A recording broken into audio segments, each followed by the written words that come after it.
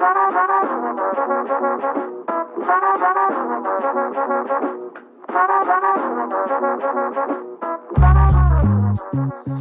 Identity, lekker om saam met julle te kuier.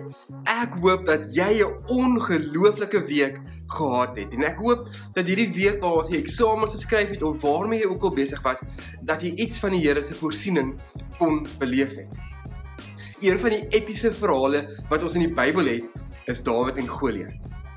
Nou, ons sien in hierdie verhaal van Dawid en Goliat, dat die Filistyne aan die een kant van die vallei staan, en aan die ander kant die Israeliete. Die Filistynse weermag aan die een kant, met hulle 9 voet soldate, waar daar staan, dat hierdie reuse is, staan daar so, terwyl die Israeliete aan die ander kant van die vallei staan, en ongelooflik bang is.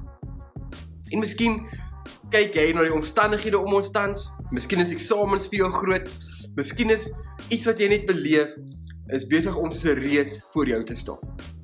Maar hier kom Dawid, en hy kyk na hierdie reus, hierdie Goliat, en hy verslaan die reus. En een ding wat ons vanoggend vir mekaar sê, is dat hierdie 'n oorwinning wat Dawid oor die reus gehad het begin met geloof. Want hy het gesê, my God is by my. En ek wil jy met dit vanoggend hoor, dat jy kan dit sê, dat God by jou is. Daarom wanneer daar reuse voor jou staan, wanneer daar iets soos onsekere omstandighede is, wanneer daar 'n eksamen is, of wat dit ook al is, mag jy as kind van God erken, dat God by my is. Ek wil vanoggend vir mekaar ook sê, dat die Bybel ons waarsku in 2 Petrus, dat die vyand rondloop soos 'n brullende leeu.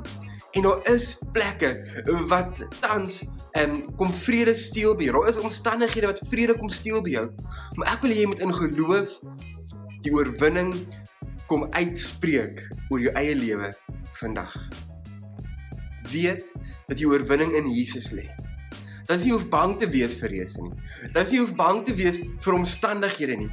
Hoor vanoggend dat hierdie geveg, hierdie struggle, dit waaroor jy stres, hierdie bekommernisse, reeds die oorwinning behaal het. En dit is deur Jesus Christus, wat dit vir jou kom doen het. Ek hoop dat jy 'n ongelooflike week het.